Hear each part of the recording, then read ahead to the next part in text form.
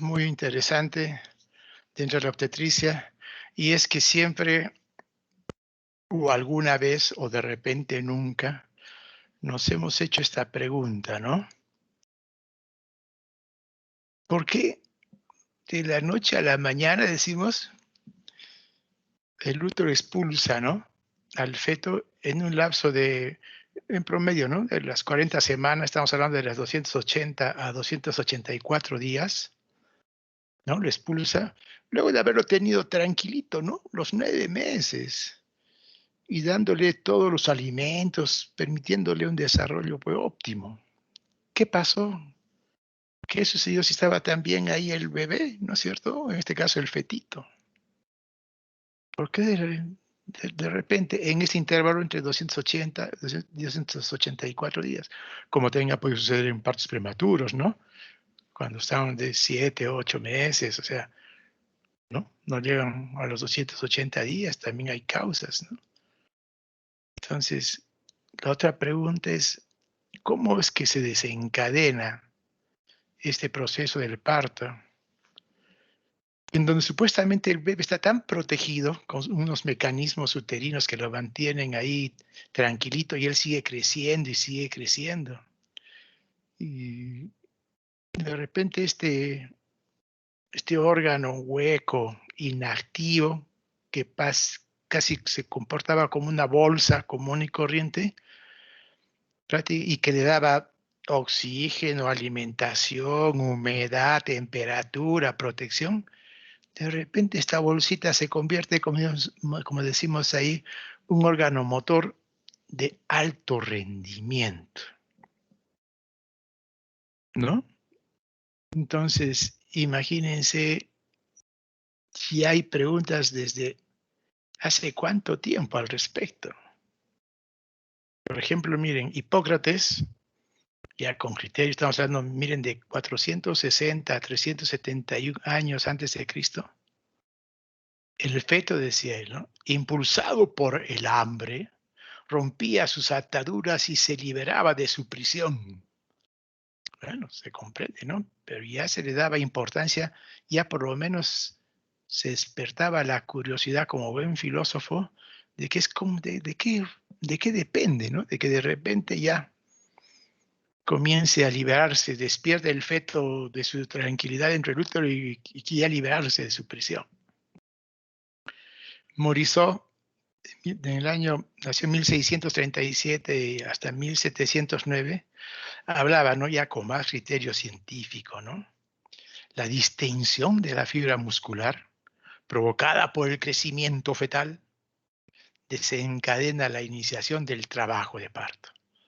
Se relacionaba con un problema meramente mecánico, ¿no? La distensión, como ya sabemos, hay una ley por ahí, ¿no? De la física, que a mayor distensión, mayor contracción, o dando prácticamente a entender a una acción, hay una reacción. En este caso ya hablaba de la fibra muscular, ¿no? Provocada por el crecimiento fetal. Tenía una lógica, ¿no? Entendible. Claro, va creciendo el útero de la barriguita hasta que un momento pues ya se cansó de tanta distensión y empieza pues a contraerse sin que diga aquí. Simplemente aquí hablaba ya de distensión de la fibra muscular. Todavía no hablaba del mecanismo de contracción. Entonces, chicos, todavía pues hasta la fecha no se definen bien estos procesos fisiológicos. El parto es un fenómeno totalmente fisiológico. No se conocen cómo es que conducen a que se inicie el parto y cómo es que comienza en sí el verdadero trabajo de parto. Se habla mucho de factores que conservan el embarazo, síntesis de factores que inducen el parto. Hasta todavía se habla de que el feto maduro, diríamos, es la fuente, ¿no? Es donde se origina esta señal para el comienzo del parto. Otros hablan que es la producción de una o más uterotonina. Estamos hablando de todas estas teorías o teoremas, ¿no? Es una producción de una o más uterotoninas en mayor cantidad o el aumento en la población de los receptores, ¿no? A nivel del músculo uterino. Entonces, a las finales, la mayoría de las teorías toman en cuenta esto de las uterotoninas, ya sea que actúen desde el inicio o posteriormente ya para que empiece el trabajo de parto, ¿no? Entonces, a las finales también va a depender de que cómo es que responde esta contracción, porque si bien puede haber uterotoninas y también puede haber factores que disminuyen esta quiescencia, también tiene que ver que esta contracción sea de alguna manera coordinada, ¿no? Sincrónica, para que pueda producir el nacimiento del producto de la gestación. Entonces, como vamos a avanzar aquí, casi todos son teorías, teoremas que se han propuesto, pero a las finales no se ha llegado a un consenso. Y es así que muchos de estos procesos fisiológicos y bioquímicos del parto pues son pues, desconocidos. Mucho se ha hablado del papel también hasta ahora de la progesterona. De repente, en sentido general, todos decimos, ¿por qué se inicia el trabajo de parto? Porque disminuye la progesterona, decimos, ¿no? Ya que tenemos la idea general de que la progesterona es un relajante uterino. Esto se da, el parto se da en la mayoría de los mamíferos, especialmente en los primates. Entonces, por eso se han hecho muchos estudios a este nivel, como también en ovinos, como también en ratas. Uy, todos los investigadores al respecto tratan de buscar cuál es la sustancia, el componente químico, ya sea hormonal, qué sé yo, que es el que indica ahora empieza a contraerse el útero o todavía no. Entonces las teorías, como verán, cuatro es poco, ¿no? Pero tratado de resumirse, unas hablan de la abolición del mantenimiento del embarazo. Supuestamente hay algún mecanismo fisiológico que mantiene el embarazo, ¿no? Hasta los 9 meses. También se habla, como hemos mencionado, también la inducción del parto por una uterotonina, ¿no? Una sustancia que estimula la contracción uterina. Otras teorías hablan de la combinación tanto de este proceso de mantenimiento, de esa aquiescencia del embarazo, combinada con la presencia de uterotoninas. Obviamente que otras teorías, así combinadas, también hay un mecanismo indeterminado. Se dan una serie de teorías, pero no hay nada definitivo. Si hablamos de las uterotoninas, ¿de qué estábamos hablando? Entonces, de oxitocina, prostaglandinas, endotelina 1, el factor de agregación plaquetaria, estas sustancias y muchas otras más que actúan a nivel del útero para prohibir las contracciones, ¿no? Actúan, como se dice aquí, ¿no? En el músculo liso están producidas por la placenta y por las membranas también fetales. La concentración en el líquido amniótico de estas uterotoninas y en el plasma materno es mayor en la fase 2 que en la fase 1. Que no confundan fase con etapas. Etapas del trabajo de parto son dilatación, borramiento, expulsión y alumbramiento, ¿no? Aquí estamos fases 1 y fase 2 de los cambios fisiológicos que se producen en el útero desde que se produce la fertilización hasta que se produce el parto. La fase 1 empieza prácticamente desde que se produce la concepción hasta que comienza a madurar el cuello uterino, o sea, prácticamente con el borramiento del cuello uterino. La fase 2 ya prácticamente es cuando empieza la dilatación, ¿no? Es el borramiento. Y la fase 3 es prácticamente el trabajo de parto propiamente dicho, ¿no? Con las 3 fases de dilatación, borramiento, todo ello. Entonces, esta es hasta que estamos definiendo cuál es la función de las uterotoninas. Entonces, si bien aumentan las uterotoninas que estimulan el útero, se explica que vengan las contracciones y el parto. Pero no esto es suficiente. También hay otra propuesta de la disminución de los factores de relajación uterina. Y aquí interviene fundamentalmente ¿quién? La progesterona, quien bloquea la transcripción de los genes de la conexina. Recuerden que la conexina está relacionada con ¿quién? Con estas comunicaciones intercelulares, ¿no? De tal manera que a través de una conexión de una célula con otra célula, les van a transmitir ya sea iones, ya sea electricidad, los mismos nutrientes, pero en este caso van a permitir, ¿no? prácticamente el cambio iónico de una célula a otra y le va transmitiendo ¿qué? La contractilidad. De igual manera, la endotelina 1. Entonces está bloqueada. La progesterona me bloquea las conexiones, la comunicación entre células, en este caso células, los miocitos uterinos, con endotelina, que es un potente vasoconstrictor, ¿no es cierto? Al final de la gestación, se encontró porque el miómetro produce, mire, un factor de crecimiento transformante beta 1. ¿Y qué hace este factor? Justamente antagoniza a la progesterona. Y si la antagoniza a la progesterona, ya no hay este bloqueo, ¿no?, de la conexina ni de la endotelina 1 y por lo tanto se desencadenan las contracciones. ¿Sí? Entonces, miren este cuadro simpático en donde estamos viendo cómo es este mecanismo de cuándo empieza y cuándo no el trabajo de parto. Pero miren, la progesterona es una. Aquí estamos la relación progesterona con estradiol, que la relación aumenta, o sea, aumenta la progesterona en relación al estradiol. Pero después, miren, también tantos factores que intervienen, ya sea en el estado de quietud miometrial, o sea, antes de que empiece el trabajo de parto, ¿no?, en donde tiene que ver mucho las cantidades de uterotónicos con también la sensibilidad de sus receptores, de los respectivos uterotónicos. ¿Cuándo la quietud se entiende? Cuando aumenta los uterotónicos, aquí más bien la placenta, la placenta sí está elevada, pero todos después están bajos, miren. La oxitocina, ineficaces niveles de, de esa hormona. Igual la hormona liberadora o regresora de la corticotropina, las citoquinas disminuidas, las prostaglandinas.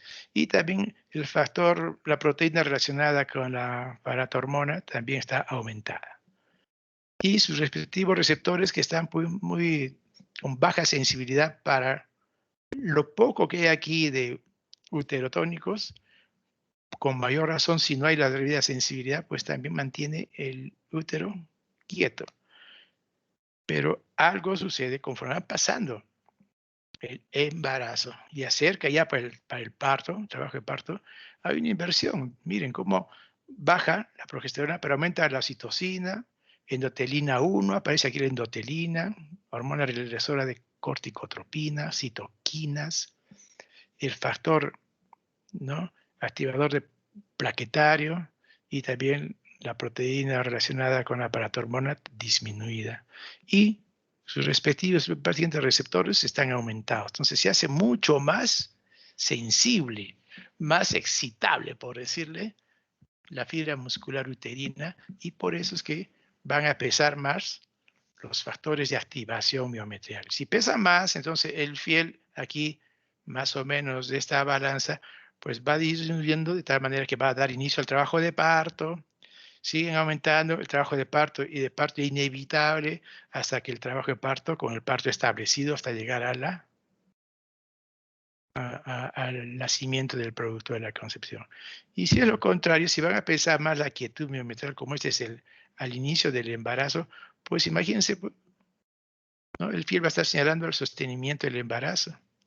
O previos al trabajo de parto, si van primando, van equilibrándose estas fuerzas de quietud versus activación, poco a poco se va conduciendo el trabajo de parto. Pero todo tiene su tiempo, ¿no? Tiene su reloj. ¿Cómo es que de la nada, entre comillas, comienza a haber estos cambios? Eso es lo que hasta ahora todos son hipótesis, son teoremas, son teorías de que cuál es cuál. Hay una propuesta que al final lo vamos a mencionar. Entonces aquí la progesterona, la pregunta ¿es apenas un componente de un sistema de seguridad redundante de mantenimiento del embarazo? Claro, es apenas un componente, ¿no? Hemos visto, ¿no? Como les he mencionado en la diapositiva anterior, es parte, pero miren cuántos más hay, y de estos es los más significativos, ¿no? Pasando por el monóxido nítrico, ¿no? Por decirles, es es un componente más de todo esto que mantiene la aquiescencia. Por lo tanto, es probable que la progesterona, que pensamos que era la más importante, no sea uno más de los mecanismos que actúan de manera independiente y conjunta, ¿no? Sola o en conjunto con las demás citoquinas que hemos visto, aparte de sus receptores, para mantener el reposo uterino. Y así hay una falta de la respuesta, obviamente, miometrial, que viene a ser ¿qué? La contracción, ¿no?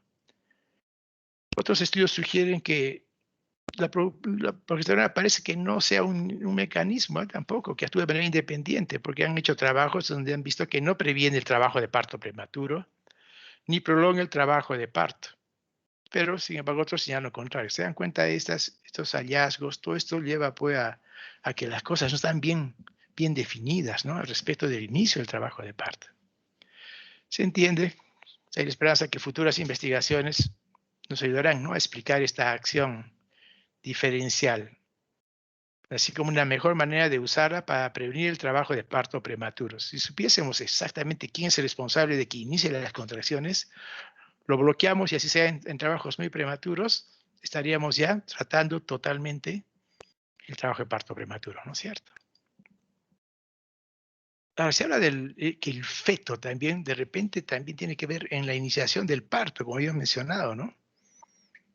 Una señal del feto humano debería indicar, y tiene sentido, ¿no? Porque la mayoría de los partos van a término, el feto está con sus 3 kilos, 3,200, 3,300 y empieza el trabajo de parto. Ya logró su peso, su maduración pulmonar, renal, hepática, entonces ya tengo que nacer. Entonces, algo supuestamente en estas teorías se decía, dependerá también pues, del feto, ¿no? Pero lamentablemente esta señal no ha sido identificada. Solo en los ovinos. Aquí sí se ha visto, por eso se pensó, ¿y qué tal si pasa lo mismo en los humanos? Pero en los ovinos se ha visto, ahí funciona el eje, hipófisis, glándula suprarrenal y en la placenta, ¿no? Ahí ya el cortisol tiene que ver mucho en esta, es el que más sube al final del embarazo en los ovinos y se produce el trabajo de parto. Aquí un elemento esencial en el ser humano podría ser que la capacidad única de la placenta de producir grandes cantidades de la hormona liberadora de corticotrofina.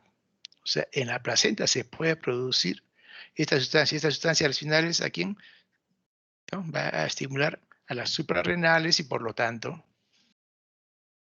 aumenta la cantidad de glucocorticoides y estimula la contracción uterina. Entonces, la señal fetal vendría de dónde, ¿no? A las 34 36 semanas, los niveles de cortisol, se ha visto, ¿no? En el amniótico aumentan de forma considerable. O sea, ya como que está acercando al término. Entonces, y el origen es obviamente la suprarrenal renal, contribuyendo a cambios importantes en el desarrollo fetal. Ya sabemos que usamos corticoides para a veces, en casos de amenaza de parto prematuro, prevenir la función pulmonar en fetito o favoreciendo la maduración pulmonar. Pero mira, las 36, 34, 36 semanas, estamos hablando en el feto, ¿no? Humano. O sea, ya existió, no es que recién ha aparecido, que sí aumenta al final del cortisol, pero no es pues la sustancia que indica el ya para que empiece la contracción. Ya estuvo presente en el líquido amniótico más antes, incluso en cantidades importantes a partir de las 34 o 36 semanas. Por eso se descarta. También se han hecho estudios, ¿no? En fetitos con anomalías y que han visto que retardan el parto, especialmente relacionadas con anomalías cerebrales. En caso de una anencefalia fetal, se ha visto que hay una relación casi directa con el embarazo prolongado. ¿Por qué? Porque se entiende que hay una disfunción pues, del eje cerebro-hipófiso en glándulas suprarrenales, ¿no? Porque al no tener la calota, al no tener hipófisis, pues tampoco va a haber esa señal que pueda indicar, ¿no? Que indica que no hay quien ayude a que estimule las demás funciones para que se produzcan las contracciones. Entonces, si se reconoce que las glándulas suprarrenales fetales son importantes para iniciar el parto, porque lo ha relacionado, ¿no? Anencefálico, no tiene la hipófisis, por lo tanto no tiene la hormona liberadora de corticotrofina y por lo tanto no se producen las contracciones. Entonces, relacionado con esto. Y esto de alguna vez lo confirmaron porque vieron también, ¿no? La ausencia de riñones, por ejemplo, no produce trabajo de parto prolongado. O sea, no hay alteraciones renales ni alteraciones pulmonares, no prolongan la duración del embarazo. Bueno, El estrógeno, sí sabemos, aumenta la capacidad contráctil y la respuesta miometrial, pero no es pues la señal responsable del comienzo del parto. Estamos hablando de comienzo del parto, estamos hablando de las 37, 38 semanas. Y estrógeno está desde el inicio, ¿no es cierto?, del embarazo. Entonces, la señal de inicio del parto aparentemente no provendría del feto a través del brazo endocrino del sistema de comunicación materno-fetal. O sea, el feto se descarta, según esto, que la señal no viene del feto. ¿De dónde vendrá? Esa es la pregunta, ¿no? En cuanto al detenimiento del parto, las teorías proponen, ¿no?, de la progesterona. Como han visto, al final del embarazo, miren cómo la progesterona está yendo aquí, al final del embarazo se baja. Pero miren cómo eleva el cortisol y también cómo se eleva espectacularmente el estradiol. Y la hipótesis también del sistema de comunicación entre órganos, en este caso entre el feto y la madre. También se habla de una señal que probablemente provenga de las prostaglandinas, ¿no? A través de la orina puede llegar a la madre, estamos hablando a la placenta, y de ahí estimular la formación de sustancias que produzcan las contracciones uterinas. Y aquí vamos a ver entonces la fase uterina del parto. ¿Qué significa fase uterina del parto? Aquí no estamos hablando del trabajo de parto. El trabajo de parto es una parte de las fases uterinas del parto. Sabemos que parto es el alumbramiento de un niño, ¿no es cierto? Es el nacimiento de un niño.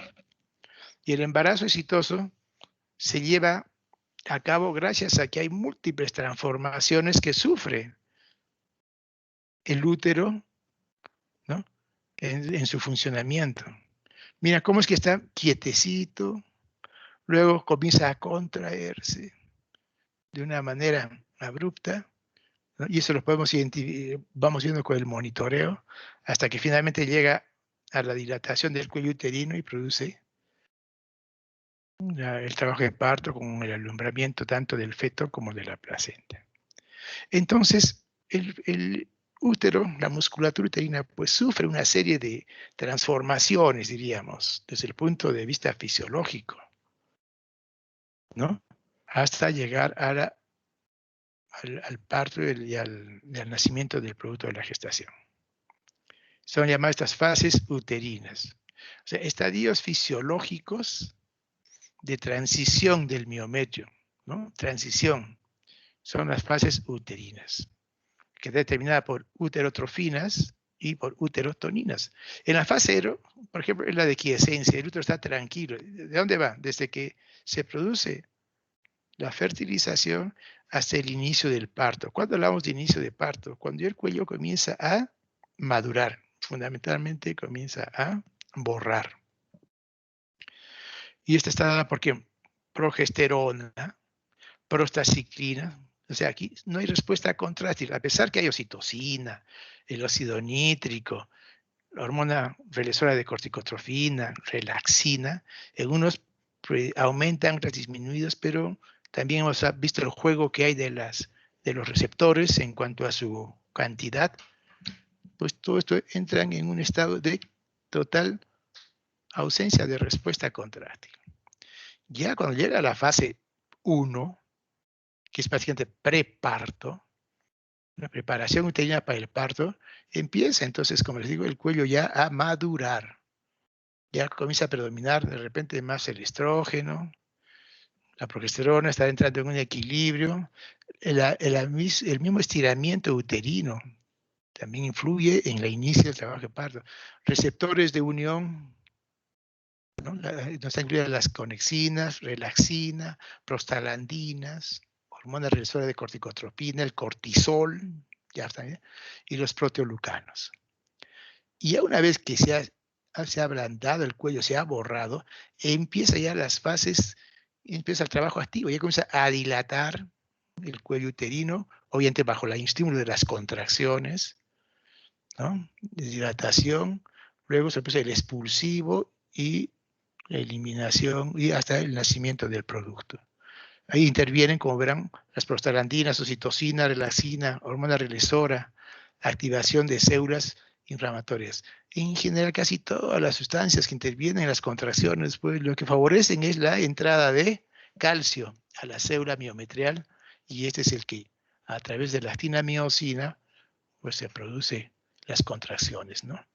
Entonces, todo esto es, aquí recién estábamos hablando de las 3 etapas del parto. ¿Cuáles son? Dijimos, borramiento, dilatación especialmente, luego expulsivo y eliminación de la placenta. Y la tercera fase ya es la recuperación, ¿no es cierto? El útero se sigue contrayendo a pesar que ha salido el producto y pasa a la placenta. Y salió la placenta, ¿no? De igual manera con activación de células inflamatorias especialmente. Está relacionado con la involución uterina y ya viene también la lactancia. Entonces, ¿cómo es que pasa todo este mecanismo? Estamos viendo, mira, la relación, que hay todo un sistema, como estamos viendo, ¿no?, de mantenimiento del embarazo, como después se impone otro sistema en donde ya tiene que, a través de las contracciones, producirse ya la excitabilidad de la musculatura uterina. Entonces, este sistema de seguridad para el mantenimiento del reposo uterino, miren, casi es el 90% de todo el embarazo, ¿no? En donde se mantiene en reposo la musculatura uterina. Como aquí sabemos, participa pues múltiples procesos biomoleculares independientes y combinados. Y algunos de estos procesos biomoleculares pueden ser redundantes, es decir, en el embarazo pueda continuar en ausencia de uno o más mecanismos. O sea, si falta la progesterona, de la oxitocina, puede continuar el embarazo, porque los otros están reforzando o lo están de alguna manera protegiendo que no venga la contracción, ¿no? Entonces, mecanismos que fundamentalmente que pueden contribuir a este sistema de una manera normal. Por eso se combina uno, de repente compensa la ausencia del otro en este periodo, en esta etapa de mantenimiento de reposo uterino. Pero no se sabe a las finales cuál es la clave principal que determina que vengan las contracciones. La pregunta también viene, ¿no?, por el lado de que, ¿cómo contrarrestar? Mira, todo este sistema de mantenimiento, de protección de la quiescencia uterina, todas estas sustancias que se convocan, diríamos, para evitar la contracción, tiene que luchar, tiene que vencer, tiene que ser más poderosa que ¿qué? Que la tendencia propia, sine qua non, del músculo liso, ¿no? Que el músculo liso puede a contraerse. Y miren, y aquí está lo que dijo Morisot también, ¿no? La distensión uterina, mira. ¿Cómo comprender? Miren, comprender la expansión uterina. Miren, feto dentro del útero, 3,5 kilos promedio. Líquido amniótico, 1 litro. Placenta, 800 gramos. Aquí nomás, miren, ha sido como 5 kilos 400, 200 por ahí, el útero. Entonces, ¿y está feliz todavía el bebé o el feto, si queremos hablar con propiedad? Miren, el peso uterino no gestante pesa 50 a 70 gramos y al final del embarazo, el útero por sí mismo llega a más de 1 kilo. Y aparte de, no solamente el peso, la distensión. O sea, vemos que este sistema de seguridad del embarazo pues, es potentísimo, ¿no? Y luego poco a poco va dejando hasta que vengan las contracciones. Mira, propiedades del músculo liso, mira, valoremos. Tiene un grado de acortamiento mayor, miren, que el músculo estriado, el músculo del corazón. Grado de acortamiento, de contracción. Las fuerzas se ejercen en cualquier dirección. Los filamentos finos y gruesos que están dentro de la célula, estamos hablando de, la, de las sustancias que hacen permiten la contracción, la actina y la miosina, se ordenan a lo largo de las células, lo que permite mayor acortamiento y capacidad de generar fuerzas, ¿no? Este acoplamiento, que hay interacción entre la actina y la miosina, pues poderosa, gracias a la acción del ATP que se produce y acción también del calcio citosólico, ¿no? El calcio intracelular. Lo dicho, ¿no? Más o menos, aquí mira, la actinomiosina, se junta la cadena ligera, hay cadena pesada y cadena ligera, pero la cadena ligera de la miosina, fosfato, ¿no?, interactúa con la actina, siempre a través de ¿qué? La cadena ligera, con la cadena ligera de miosina quinasa, y siempre, mira, con acción del calcio, va a favorecer que se forme, ¿no? la actinomiosina sulfato, que mediante, ¿no?, la acción de la ATP, que le va a dar por ATPasa, se va a conseguir ATP, va a liberar energía, va a producir la contracción, ¿no? Este mecanismo entonces nos ayuda mucho, que la energía liberada por la gracia de la ATPasa se convierte en fuerza y por tanto el músculo se contrae. Entonces, no hay duda, ¿no?, de que hay un sistema de seguridad destinado a asegurar la fase 2 del parto. ¿Qué es la fase 2? Cuando ya empieza ya a contraerse, comienza a dilatar, ¿no es cierto? Entonces, el seguridad dice, ahora sí debes contraerte. Pero también, como digo, todos son probabilidades, las hipótesis no han demostrado nada al 100%, es probable que exista un sistema de seguridad para garantizar el éxito de la fase 0. ¿Cuál es la fase 0? Dijimos, desde que se produce la concepción hasta al momento que se inicie el parto. Esto estamos hablando cuando empieza ya a madurar el cuello uterino. Entonces, todo este sistema de seguridad hemos visto todos los componentes que forman parte, ¿no?, de ello. Ahora, la hipótesis más completa y más avalada que tenemos actualmente habla de la existencia de un gen reloj placentario. Parece que la explicación está aquí en la placenta, dice, que se activa desde etapas más tempranas del embarazo, ya comienza a correr el reloj, ¿no?, durante los 9 meses, y que ya determinaría la duración de la gestación. Hablan de que este reloj controlaría una señal significativa. ¿A quién controlaría? Al factor liberador de corticotrofina placentaria. O sea, parece que esta sustancia es la que da el vamos, ¿no? Es el árbitro que hace empezar el partido de fútbol, ¿no?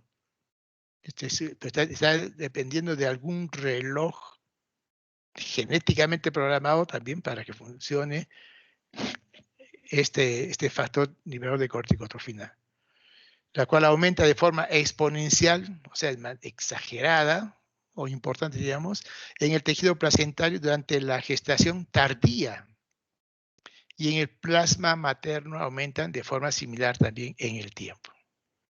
O sea, tanto en la misma placenta como también en el plasma materno aumenta esta sustancia. La secreción entonces de factor liberador de corticotrofina se inhibe, me dice, con progesterona y óxido nítrico como factores ¿no?, que controlan la quiescencia, ¿no? Pero es estimulada por ¿quién? La oxitocina, por eso es que también podemos inducir o conducir el trabajo de parto cuando usamos oxitocina o prostaglandinas, catecolaminas o glucocorticoides.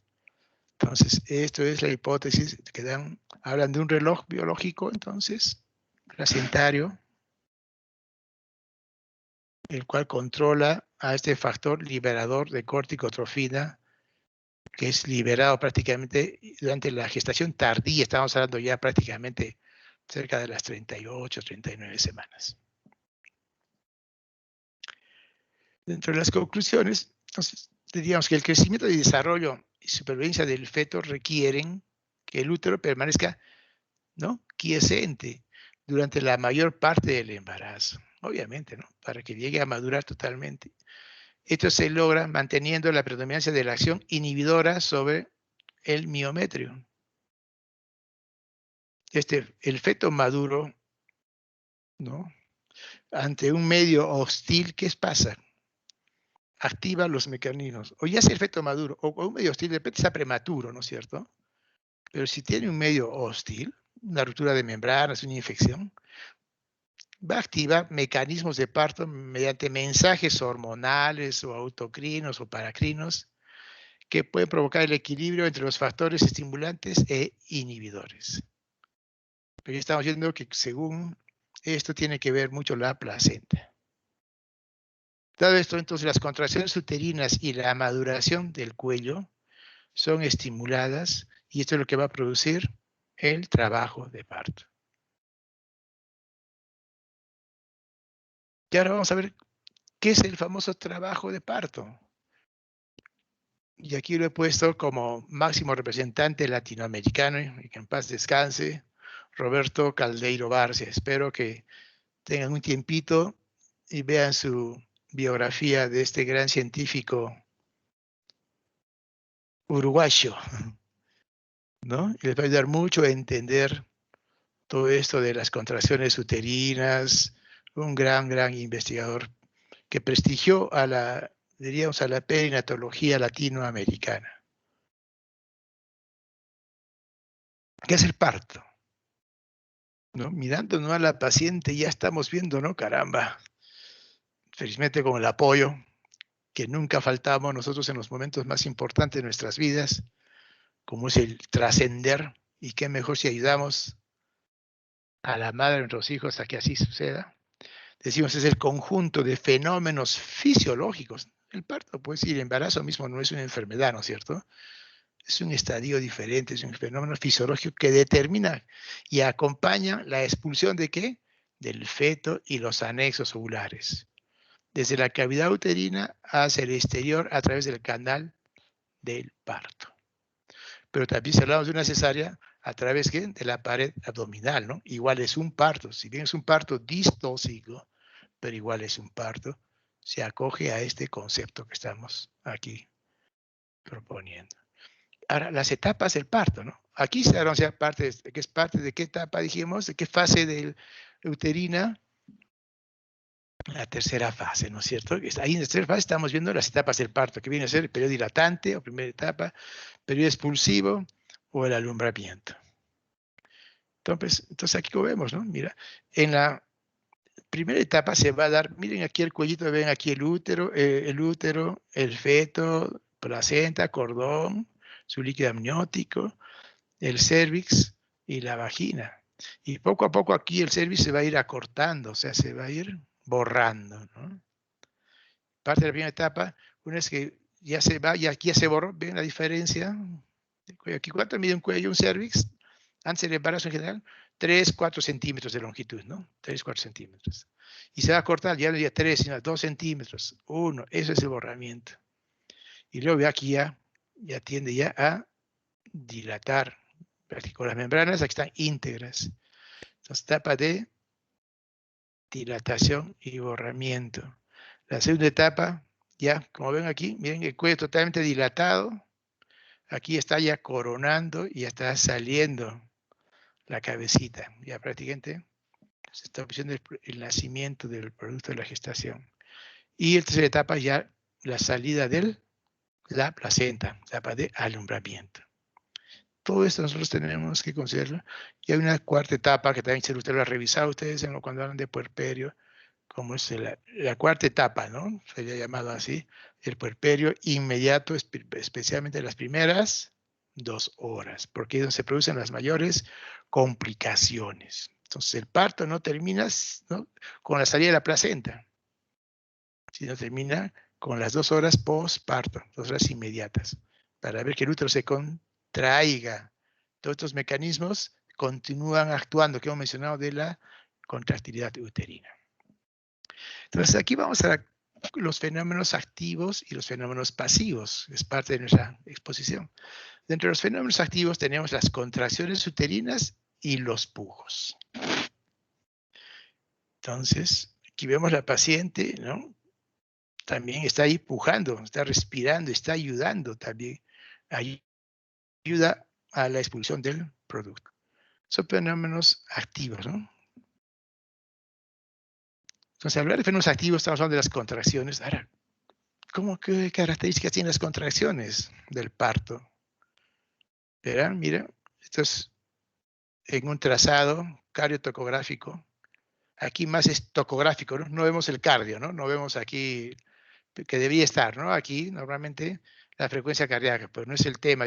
Queremos ver el comportamiento y características de las contracciones uterinas. Bien, para empezar, el tono, ¿no? Sabemos que el tono es un estado de semicontracción permanente, ¿no? Normalmente puede ser de 10, 15 milímetros de mercurio. Está semidurito el útero, nunca es un flácido, no es una gelatina, ¿no? Entonces, generalmente es una es el tono en donde, a partir de él, del cual recién empieza la contracción cuando presenta, ¿no?, la paciente. La intensidad que se va a ver, se mide, ¿no?, en milímetros de mercurio, que empieza, ¿no?, entre el vértice, entre la base de la contracción, llega hasta el vértice. Eso se llama intensidad de la contracción.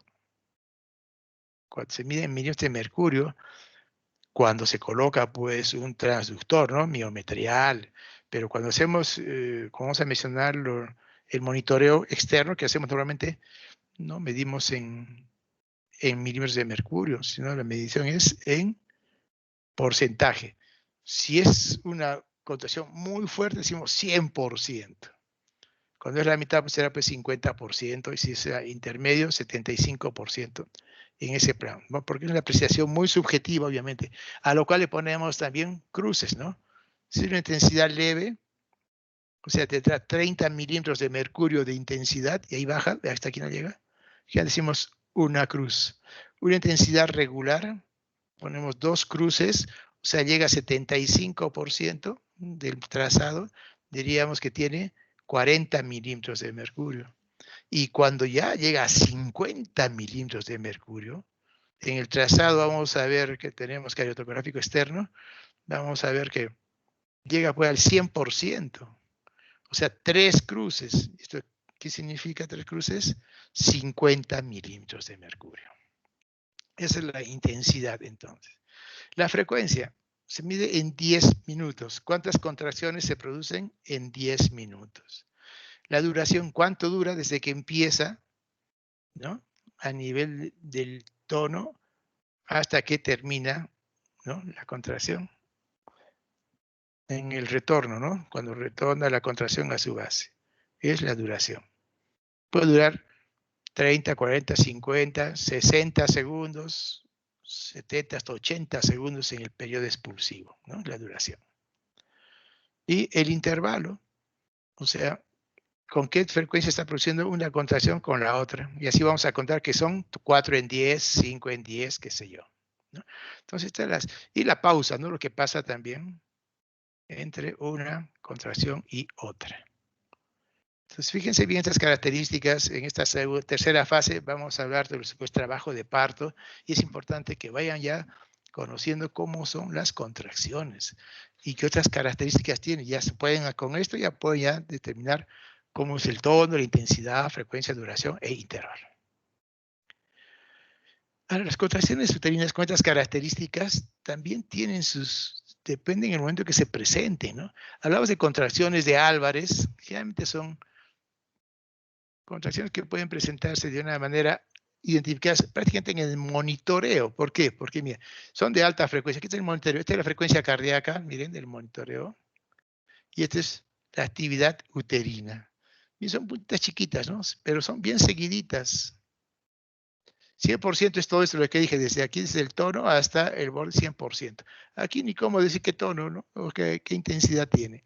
Pues que la madre ni lo siente. Pues alta frecuencia, ¿no?, baja intensidad, y generalmente esto lo encontramos en algún sector del útero, según donde pongamos el transductor. Son bien localizadas. Obviamente que no son percibidas por la madre. Pues se llaman contracciones A, tipo A, o contracciones tipo B, las de brazo. A porque es Álvarez. Álvarez fue el maestro de Caldeiro Barcia.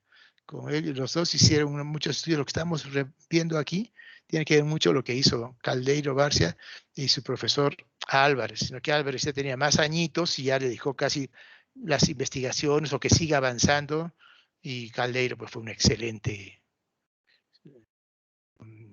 discípulo, ¿no?, de Álvarez. Entonces, y las ecuaciones de Braxton Hicks, ellos son más bien de también alta frecuencia. Ven aquí, también tiene aquí, de alguna manera, de Braxton Hicks. Baja intensidad, tampoco no llegan a ser tu intensidad, con la diferencia de que la madre sí lo siente. O sea, si bien la intensidad también es baja, pero todavía las puede percibir la madre. Obviamente que no tienen dolor, porque si tuviesen, el dolor empieza prácticamente entre las 20 y las 25 milímetros de mercurio. Entonces, estas son menos de 20, 25 milímetros de mercurio, pero las puede sentir la mamá como endurecimientos, pero no produce dolor. Si produce dolor, depende del tiempo. Si está parto todavía no a término, es una amenaza de parto prematuro. Y si es ya a término, ya puede indicar que está empezando el trabajo de parto. ¿Sí? ¿Está claro? Ahora, el registro de estas contracciones puede ser clínico o experimental. Clínico, con métodos externos, ¿cómo palpamos las contracciones? Con la mano, palpamos, ¿no es cierto? Y determinamos. O con el transductor del monitor, ¿no? Transductor externo, ¿no? Dos maneras de poder determinar las contracciones. Lo que hemos visto en el anterior son con un transductor externo, ¿no? Aquí estas contraccioncitas, ¿no? Que hemos hecho aquí las de reacciones tipo Álvarez y aquí las de Braxton Hicks. Ok. Pero también los métodos internos. Entonces, con catéter intrauterino. O sea, colocamos dentro del útero un catéter intrauterino. Aquí sí, la presión se mide en milímetros de mercurio. Aquí en el transductor externo, en cruces hemos dicho, ¿no es cierto? Y hacemos más o menos la correlación con la intensidad con las cruces. Y los experimentales, obviamente, que son estamos hablando de investigación, ¿no? Toco dinamómetro y métodos internos. Se puede colocar un balón, mira, dentro de la cavidad intramiometrial, en el miometrio, un balón. Un catéter intraamniótico, por vía incluso transabdominal. Por eso pues experimental, ¿no? Microbalones intramiometriales, electromiografía. También un electro, ya no como balón, sino un electro nomás, siempre dentro del mioma, dentro de la musculatura uterina. Como aquí vemos, ¿no? Esto es lo que normalmente usamos. Aquí, el monitor externo, uno que mide la frecuencia cardíaca y generalmente en el fondo se coloca el transductor que capta las contracciones, ¿no? Es externo, por eso se llama externo. Pero interno, miren aquí, si se fijan bien, aquí han colocado una sonda por aquí, miren por dónde va. Se entiende que rompen las bolsas, ¿no es cierto? Para poder entrar dentro de la cavidad amniótica. Y ahí con las contracciones pueden determinar bien las características. Se entiende que estos estudios son los que hizo Caldeiro Barcia, ¿no? Para darnos ya los valores de la intensidad de las contracciones en milímetros de mercurio. Miren aquí un modelo más o menos de contracciones. Esto lo van a ver en los monitoreos con frecuencia, ¿no? Miren las contracciones. ¿Cuánto tendrá esto, dijimos, de intensidad? Y si de aquí hasta aquí son 10, creo. Aquí hay 1, 2, 3, 4, como 5 en 10 más o menos. La intensidad yo diría, de 3 cruces, o sea, 50 milímetros de mercurio. Aquí relacionado con la frecuencia cardíaca. Estas flechitas que ven aquí, que son marcadas por la madre, que también tiene un transductor que indica los movimientos fetales. Marca la madre cada vez que siente que se mueve su bebé. Aquí otro, mire.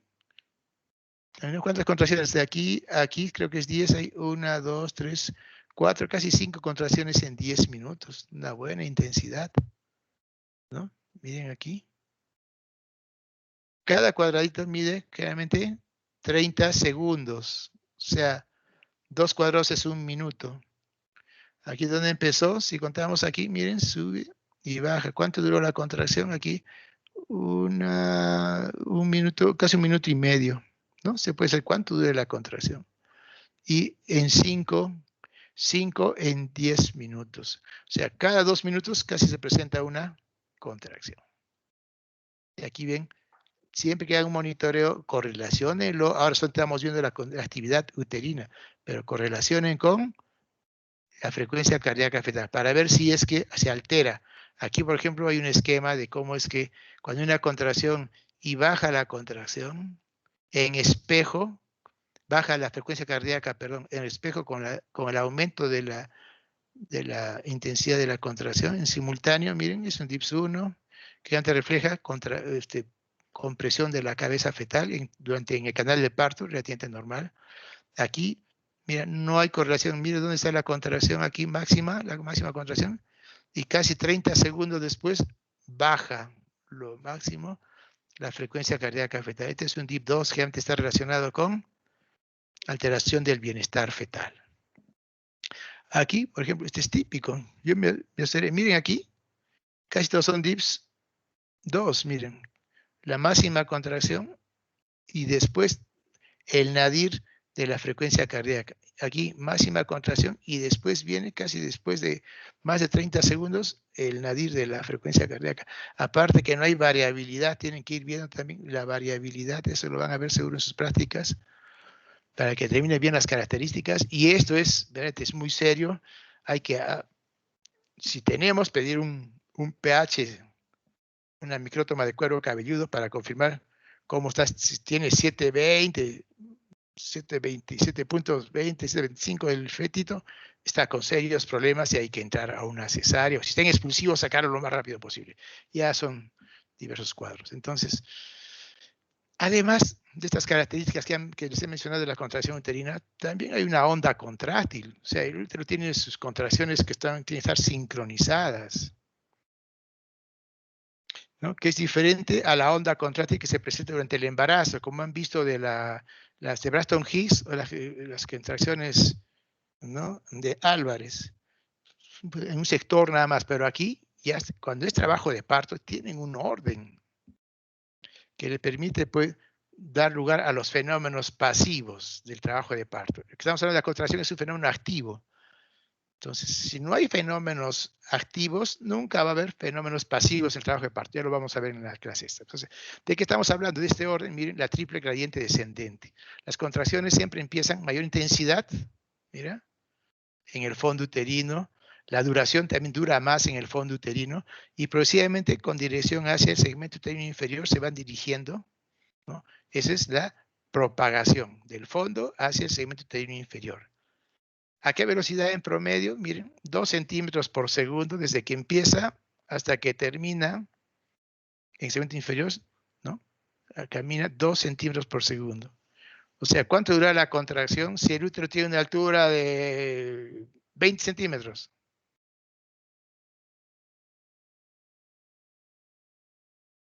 ¿No? 20 centímetros. ¿Cuánto va a demorar? 20 centímetros por segundo. Si mide 20, 40, ¿no? Claro, 40 segundos, ¿sí? Triple descendente, ¿qué es un fenómeno mediante el cual las partes altas del útero, estamos hablando del fondo, es mayor y tiene predominancia sobre las partes bajas. Se llama gradiente descendente de propagación, gradiente descendente de duración, gradiente descendente de intensidad. Por eso se llama triple gradiente descendente con estas 3 características. Ahora, aquí, cuando está en trabajo de parto, está en el periodo de dilatación, obviamente con el borramiento también completo, la intensidad promedio, ¿no? Mientras esté en el periodo, o sea, puede ser de 30 milímetros de mercurio. Estamos hablando de 1, 2 contracciones por segundo. La frecuencia es de 2 a 3 en 10 minutos. El tono, aquí el tono, de 8 a 12 milímetros de mercurio. ¿Qué tal si el tono estuviese en 20? No tiene mucho para contraerse, cuidadito. Cuando hay hipertono, aumento del tono uterino, que está relacionado con una patología muy frecuente que es el desprendimiento de placenta. O sea, cada vez que pasa la contracción, tenemos que palpar bien las partes fetales. Viene la contracción, ya no palpamos ya las partes fetales. Máximo si está pues, en su acné, ¿no? La contracción. Pero una vez que llega a relajación, a su pausa, en este momento nosotros debemos de palpar, si palpamos el abdomen en ese momento, las partes fetales sin ningún problema. Si no las palpamos, cuidadito, que es que el tono está aumentado y por lo tanto esto puede condicionar a alteración del bienestar fetal. ¿Y cómo está en el periodo dilatante? El cervix, madurez grado 3, está totalmente borrado, completamente anterior, muy blando, con dilatación progresiva, ¿no? Como va pasando, va dilatando poco a poco, que puede ir girando la intensidad entre 30 a 40, eso es entre 1 a 2 cruces. Conforme va dilatando, poco a poco. Conforme va dilatando también, las contracciones se van haciendo cada vez más frecuentes. Si empezó con 2, 3, luego pasan de 4 a 5. En el expulsivo llegan prácticamente 5 a 6 en 10 minutos. Que se llama expulsivo cuando tiene ya 9, ya prácticamente está llegando a 10 centímetros de dilatación, ¿no? En el segundo periodo, ¿no? Ya prácticamente me está saliendo la cabecita. ¿Ven cómo está protegiendo? Con la maniobra finlandesa. protegiendo con un campo para que no se desgarre el periné. Se ubica, ¿no? Aquí está la pierna de la paciente, la otra pierna de la paciente pues, en posición de litotomía o ginecológica y está saliendo la cabeza. Por aquí van a salir los ojitos ahorita. Este es el occipucio y el sincipucio. Entonces, en el periodo expulsivo, 40 hasta 50 millones de mercurio. Aquí estamos hablando de 2 a 3 de 2 a 3 cruces de intensidad. Frecuencia mía 5 a 6 en 10 minutos. Y el cervix está totalmente dilatado, 10 centímetros. También ahí se desprende un reflejo de pujo por la presión que hace la cabecita, ¿no? Sobre las estructuras nerviosas rectales y pararrectales, por eso es que despierta también, sin que quiera involuntariamente comienza a pujar, porque ya la cabeza está abajo. Y el alumbramiento ya salió la placenta, también aquí, hasta abajo, ¿no? Útero se sigue contrayendo rítmicamente, también así 5 o 6, ¿ah? Sino que ya no duele. ¿Por qué? Porque ya salió pues, el producto que producía la contrarresistencia. Entonces, y la finalidad es garantizar que se sigue contrayendo, porque recuerden que la placenta en promedio tiene 18, 20 centímetros de diámetro, miren. La brecha que queda en el útero también es de 20 centímetros. Tiene que contraerse para evitar el sangrado, ¿no?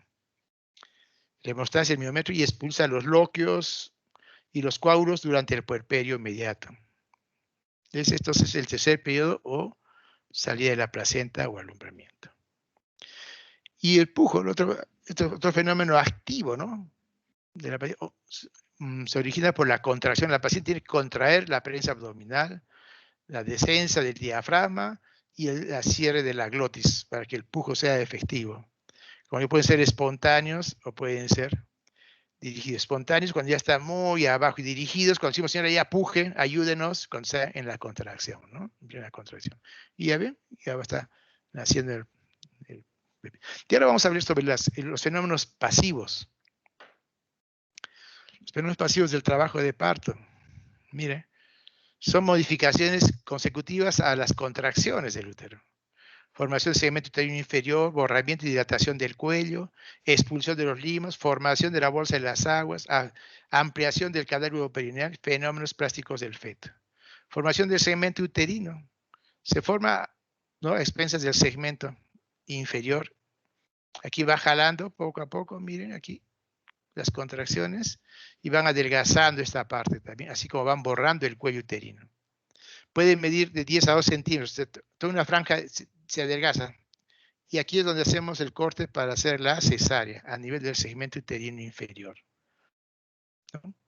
Y carece pues, de placa plexiforme, no tiene pues músculo, prácticamente es una telita nada más. Por eso que hasta cuando cortamos no sangra casi nada.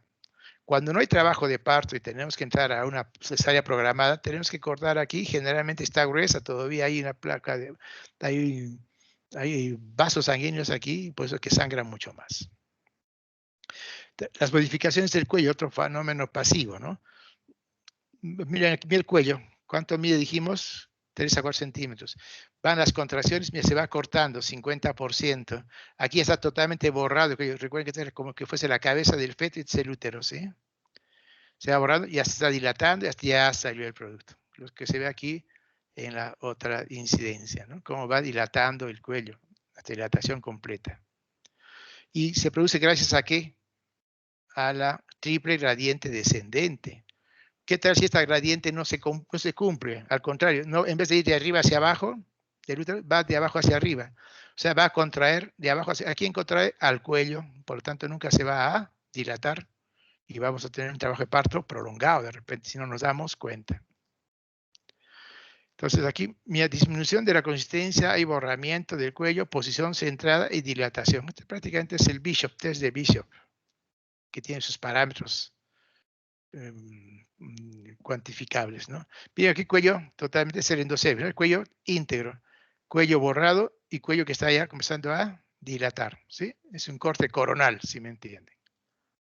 La expulsión de los limos o tapón mucoso, también miren, aquí tenemos un tapón, mira cómo sale. Muchas personas también vienen asustadas porque han botado sangre, dicen, pero sangre ¿y cómo? ¿Con agua? No, no, con un moquito. Ah, señora, tranquilo, es la eliminación del tapón mucoso. Miren, aquí está bien clarita esta imagen, ¿no? Pueden eliminar. Como va contrayéndose el útero y por lo tanto va un poco permeabilizándose más, el tapón con el tiempo, cuando se va borrando y se va un poco ya dilatando, se cae por el tapón, pues es modificaciones cervicales, gracias a que a las contracciones. Se origina el moco producido por endocervix, ese moco es endocervical, protege incluso, obviamente, de las infecciones, ¿no?, que puede haber en la vagina. Se entremezcla también con las secreciones que hay en la vagina muchas veces y escasa sangre procedente del cuello. Claro, como se va dilatando, puede producir algunos vasitos sangrantes que le dan la tinción roja, ¿no?, porque tenga una placenta previa.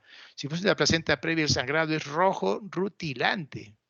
Si sale moco, pues va a ser un moco, pero totalmente rojo rutilante, ¿no? En un que no verán, ligeramente es sanguinolento, es el moco normal, o la expulsión de los limos. De igual manera, la formación de las aguas. Miren, aquí está el líquido amniótico, está el fetito. Aquí está bien encajado, no deja pasar por el líquido. Pero cuando a veces la cabeza es un poco grande o tiene mala posición, puede pasar el líquido por aquí y podemos palpar.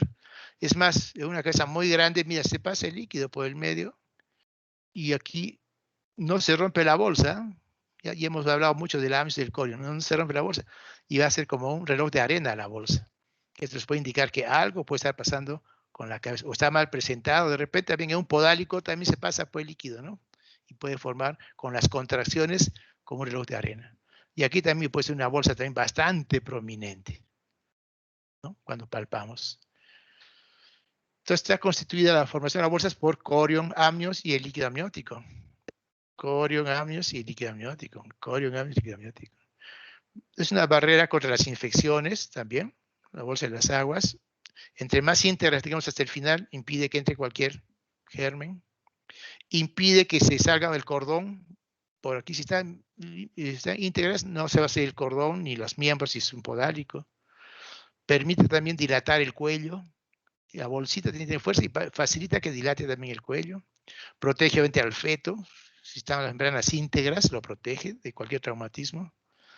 Y es un excelente excitador de la dinámica uterina. Si se rompe, más bien ahí sí va a producir una liberación de sustancias, ¿no?, entre la prostaglandina, oxitocina, la proteína oncofetal, todo ello, fibronectina, que están aquí en el líquido amniótico y en la estructura de las membranas y aumenta las contracciones uterinas. Ruptura de las aguas, ¿no? Según se produzca, puede ser, ¿no? Miren aquí, por ejemplo, mira, queremos la cabecita, aquí está el amnios, y por algún motivo queremos romper las bolsas. En la mano, mira cómo colocamos la pinza que va el amniótomo, aquí con mucho cuidado, y nosotros nos seguimos con uno de los dedos para llegar a romper la bolsa. Que puede ser espontánea o artificial, es decir, una ruptura artificial, no espontánea es cuando en trabajo de parto de repente nomás se rompen las bolsas. O según el momento que se produzca la ruptura. Prematura, antes de que empiece el trabajo de parto.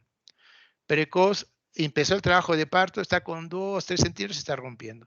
Que puede ser tempestiva, con 2, 3 centímetros, o tardía, ya prácticamente en el expulsivo, ¿no?, para que vean las bolsas. También por las contracciones se produce ampliación del canal vulvoperineal. Miren cómo se amplía la vaginita, ¿no? ¿Cuánto mide la cabeza en promedio? Dijimos, y parietal, ¿cuánto tiene? 9.5 centímetros, ¿no es cierto? Imagínense, 9.5 centímetros se dilata. Se produce ampliación de la vagina, debido a que a todas las hormonas del embarazo, la elasticidad, ¿no?, la relaxina, y se deja distender por la presentación, ¿no?, la presentación por la cabecita. Y también aquí el diafragma, también perineal, también se amplía. Recuerden que aquí puede ser la episiotomía medio lateral, ¿no es cierto? Aquí que cortamos, ¿qué músculos? Bulbo perineal y el transverso superficial, cortamos. Evitar no cortar el esfínter externo del ano, ¿no es cierto? Y de los fenómenos plásticos, o sea, cómo es que se acomoda la cabeza cuando hay cierta dificultad en el paso por el canal del parto. No son deformaciones que sufre el feto, en especial presentación, el pasaje por el canal pelvigenital. Mira cómo se acomoda, pero también hemos hablado de cabalgamientos y el tumor cerebrosanguinolento, que esta sí es un accidente prácticamente obstétrico, ¿no? ¿Por qué?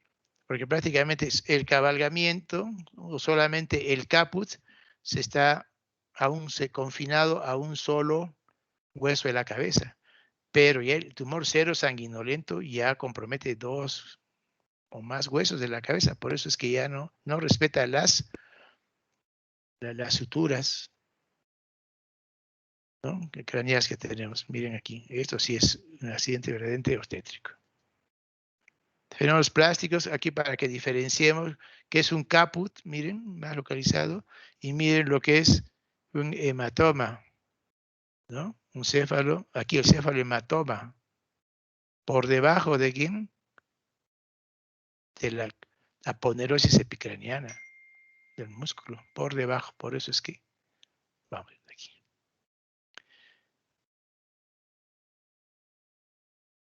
Entonces, los periodos del parto, vamos a ver borramiento, expulsión y desprendimiento de la placenta, siempre como un recuerdo, y las características son dolorosas porque duelen. Hipoxia de las células del biometrio, claro, por cada contracción se disminuye la cantidad de oxígeno. Hay compresión de los ganglios nerviosos en el cuello y segmento inferior, disminución del cuello durante la dilatación, distensión, ¿no? Este es el que más interviene, la distensión del cuello durante la dilatación, que produce dolor durante las contracciones. Y también distensión del peritoneo, bueno, que está en el útero. Son involuntarias, obviamente, las contracciones, y hay un marcapaso cercano a la unión útero-tubárica derecha, ¿no? Es el que comanda prácticamente que las contracciones vayan en un solo sentido, de arriba hacia abajo, pues, respetando la triple gradiente del parto. A las finales, entonces, ¿qué es el trabajo de parto? Una actividad, cuando la actividad uterina aumenta poco a poco durante el embarazo y apareciendo en las últimas 6-8 semanas las contracciones de Braxton Hicks, las que al aumentar la frecuencia e intensidad dan inicio al periodo de preparto con una actividad mayor de 50 unidades Montevideo. ¿Cómo se miden las medidas de unidades Montevideo?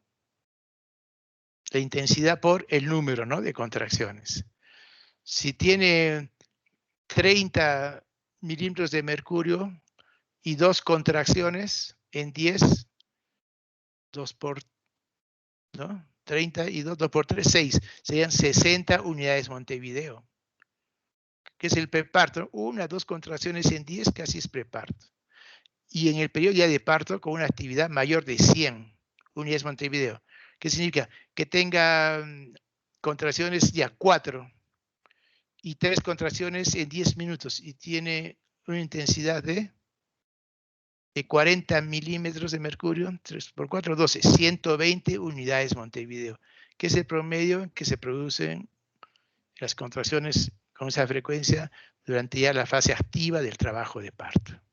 Entonces, trabajo de parto, las contracciones tienen una frecuencia de 3 o más en 10 minutos, tienen una duración de 30 o más segundos, son dolorosas, por lo menos en 1 hora, para que uno diga que esté en trabajo de parto, porque a veces tienen una contracción y los pacientes se van a la casa o al hospital ya queriendo dar a luz y cuando le examinas no tienen ni dilatación ni borramiento. El cuello uterino está centrado, tiene algún grado de borramiento, tiene una dilatación de 2 centímetros. Cuando tiene ya, dijimos que 4 centímetros de diámetro del partograma, es cuando recién la pasamos a sala de partos para ya controlar sus contracciones uterinas con relación a la frecuencia cardíaca. Todo el monitoreo completo, ¿no? Que ver las condiciones que está viniendo el fetito. Bueno, chicos, esto es todo lo que les he tenido. Siempre recordando nuestro MISTI en los momentos más secos del clima. Y se motiven para revisar este tema. Espero, ese es mi objetivo fundamental. Motiven para que profundicen todo lo que es el trabajo de parto y sus periodos. Esto y muchas gracias. A no ser que haya una pregunta, si es que hay tiempo. Gracias, doctor, por la clase. Ya, perfecto, chicos. Nos vemos en cualquier momento. Gracias. Gracias, doctor. Gracias, Hasta luego. doctor. Gracias. Chao, chicos.